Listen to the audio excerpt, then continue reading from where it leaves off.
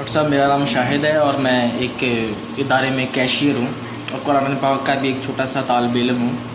میرا سوال یہ ہے کہ آج کل ہمارے ہاں اہل سنت کی ایک جماعت لوگوں کو اللہ کے راستے میں بلانے کے لیے مسجدوں میں اور بازاروں وغیرہ میں دین کی دعوت کے کام میں مشغول ہے، لیکن ایک عجیب سی بات جو میرے علم میں بھی اور کچھ دوسرے افراد کے علم میں بھی مطلب کہ یہ ہے، اور وہ یہ اعتراض کرنے میں آئی ہے کہ اگرچہ وہ امر بالمعروف اور نہی عن المنکر کے زمرے میں کسی درجہ میں بھی کوشاں ہیں، مگر ان کا طریقہ کار جو ہے وہ سنت کے مطابق نہیں ہے۔ ہر نماز خصوصاً عصر کے بعد ان کی اپنی ایک کسی عالم دین کی ایک کتاب ہے، احادیث کی مستعار لی ہوئی کتاب ہے، اور رسول اللہ کے فرمان ہیں اس میں، مطلب کہ سارے کے سارے جو بھی مطلب کہ شامل ہیں ان کو پڑھتے اور پڑھاتے ہیں۔ لیکن اگر کوئی مسلمان امت بے شک نیت کی پاکیزگی میں انتہا درجے کی بلندی پر بھی کیوں نہ ہو، لیکن جو چیز قرآن کی قوت تسخیر میں شامل ہے اس کو کسی دوسری کتاب کے اندر رکھ کر اس کے ذریعے سے لوگوں کو قائل کرنے کی کوشش کی جائے، تو کیا یہ درست ہوگا؟ اور اس کے معاملے میں نے دیکھنے میں آیا ہے کہ کافی لوگ بھی واقعتاً یہ ہے کہ واقعی وہاں پر آ جاتے ہیں، لیکن چونکہ اس میں بنیادی فنڈامنٹلز جو ہیں ان کو ڈسکس نہیں کیا جاتا، سود وغیرہ کو ڈسکس نہیں کیا جاتا ہے، دین کی اقامت کے سلسلے میں اس کو ڈسکس نہیں کیا جاتا ہے۔ صرف یہ کہا جاتا ہے جی کہ آپ مطلب کہ نماز پڑھ لو، روزہ رکھ لو، زکوٰۃ دے دو جی، یعنی کہ سب اپنا کہہ لیں کہ وہ ایک نعرہ کہتے ہیں کہ کافروں کو مطلب کہ مسلمان کر لو تو نہ رہے گا کفر، تو مطلب کہ سبھی ٹھیک ہو جائیں خود بخود۔ تو اس کے ذریعے سے کیا یہ جو چیز ہے کسی دوسری کتاب کے اندر رکھ آپ کر نے بہت بات لمبی کر دی ہے، اور اس کو سمجھنا تو کیا یہ جائز ہوگا؟ کیونکہ تمہید بغیر اصل میں وہ بات جو سمجھانا چاہتا ہوں، کہنا چاہتا ہوں، وہ مطلب کہ پوری نہیں ہو پائے گی جو کہ دیکھنے میں مطلب کہ آ رہی۔ بس میرا یہی سوال ہے کہ کسی کتاب کے ذریعے سے جو کہ قرآن پاک میں خوبی ہیں وہ سمجھنا وہ جائز ہے کہ نہیں؟ تشریف رکھیں۔ دیکھیے، اصل میں اگرچہ آپ نے اس جماعت کا نام نہیں لیا، لیکن میں سمجھتا ہوں کہ سبھی سمجھ گئے ہیں کہ یہ آپ تبلیغی جماعت کے بارے میں بات کر رہے ہیں۔ تو ہمارا ایک مستقل اصول یہ ہے کہ ہم جماعتوں پر نام لے کر اور ان کی نفی کرنا، ان کی تردید کرنا، ان پر تنقید کرنا، یہ ہم عام طور پر پسند نہیں کرتے۔ ہمارا کام یہ ہے کہ ہم اپنی جو مثبت دعوت ہے جس انداز میں وہ پیش کرتے ہیں۔ البتہ آپ نے جو باتیں کہی ہیں اس میں کچھ تھوڑے مغالطے ہیں۔ فی نفس ہی حدیث کا مطالعہ یہ بھی کوئی بری بات تو نہیں ہے۔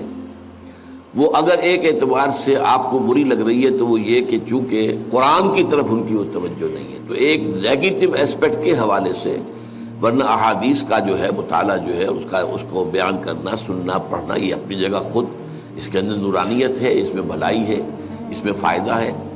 البتہ یہ ضرور ہے کہ اس کتاب میں ضعیف حدیثیں بھی بہت لے لی گئی ہیں، یہاں تک کہ موضوع احادیث بھی ہے۔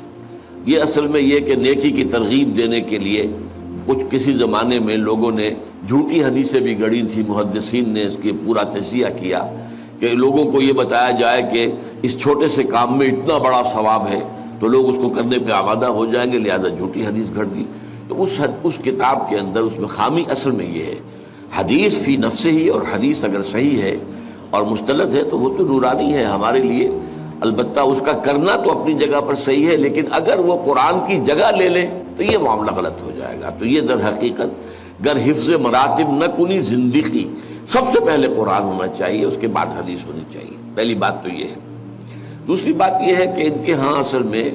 وہ سارا زور جو آپ نے دیا ہے کہ جب سب ٹھیک ہو جائیں گے اسلام کا نظام آ جائے، یہ بات غلط ہے، اس کی ہم تردید کرتے ہیں کہ اگر صرف دعوت و تبلیغ سے اسلام قائم ہو سکتا تو حضور سے بڑا مبلغ اور داعی تو کوئی نہ ہوا ہے نہ ہوگا۔ جب حضور کو بھی اپنی دعوت کے بعد اور دعوت کے نتیجے میں جو آئے انہیں منظم کر کے جماعت بنا کر اور پھر باطل سے ٹکرایا نہیں حضور نے، اور پھر جنگوں کی نوبت نہیں آئی، اور جبکہ ان لوگوں کو بھی یقاتلون فی سبیل اللہ فیقتلون ویقتلون اس مرحلے سے نہیں گزرے، قتل کرتے بھی ہیں، قتل ہوتے بھی ہیں۔ غزوہ بدر میں 70 جو ہیں قرشی مارے گئے اور 14 صحابہ جو ہیں شہید ہوئے۔ غزوہ احد میں 70 جو ہیں صحابہ شہید ہو گئے۔ تو اس طریقے سے یہ تو ہوا ہے، لیکن اس کے بغیر اگر آپ سمجھیں اپنی جان دیے بغیر کہ آپ اسلام دنیا میں نافذ کر دیں گے تو وہ انہونی بات ہے. وہ بھی گویا کہ ایک اعتبار سے سیرت النبی کا صحیح مطالعہ نہیں ہے، اور اس سے در حقیقت اور اس میں بھی یہ ہے کہ وہ نہی عن المنکر کی بات نہیں کرتے ہیں، بلکہ صرف جو ہے فضائل کے حوالے سے، اس کتاب کا نام بھی یہی ہے فضائل، تو فضائل کے حوالے سے نیکی کی تلقین تو کرتے ہیں. لیکن ہم یہ کہتے ہیں کہ ٹھیک ہے اگر کسی کی تلقین سے ایک بے نمازی نمازی بن جائے، روزہ نہ رکھنے والا روزہ رکھنے لگے، داڑھی شیو کرنے والا داڑھی تو اچھی بات ہے، بری بات تو نہیں ہے. لیکن یہ ہے کہ اگر آپ دین کا پورا تصور پیش نہیں کریں گے تو پھر وہی ہے اس منفی پہلو کی وجہ سے اس کے اندر کمی واقع ہو رہی ہے. ورنہ فی نفس ہی نیکی کی تلقین، بھلائی کی تلقین، اگرچہ اس کے اندر معاملات کو بھی لانا چاہیے جو وہ نہیں لاتے، پھر سیاسیات کو لانا چاہیے، نظام کو لانا چاہیے. سب سے بڑی بدی جو ہے وہ نظام باطل ہے، نظام کفر ہے، اس کی نفی ہونی چاہیے، اس کے خلاف جد و جہد ہونی چاہیے. تو یہ ہے وہ چیزیں کہ جو کچھ ان کے ہاں نہیں ہے، اس کی وجہ سے جو کچھ وہ کر رہے ہیں وہ میرے نزدیک محدود سا ہو کر رہ گیا ہے. لیکن یہ کہ بہرحال پھر بھی کسی نہ کسی درجے میں فائدے سے خالی نہیں ہے. اب جو لوگ فرض کیجئے کہ ٹیلی ویژن پر بیٹھے رہے اور گھنٹوں لگا دیں، اب وہ اگر مسجدوں میں بیٹھتے ہیں اور وہاں پر جا کر جو ہے جو ذکر کرتے ہیں یا کچھ اور کرتے ہیں، رات کو مسجد میں سوتے ہیں اور صبح کو جو ہے تہجد کے وقت ہم جاگتے ہیں تہجد پڑھتے ہیں، تو یہ کام بہرحال نیکی کے ہیں، اچھے ہیں، تو ہم ان کی اس طریقے سے مطلق جو ہے مخالفت اور تنقید نہیں کرتے.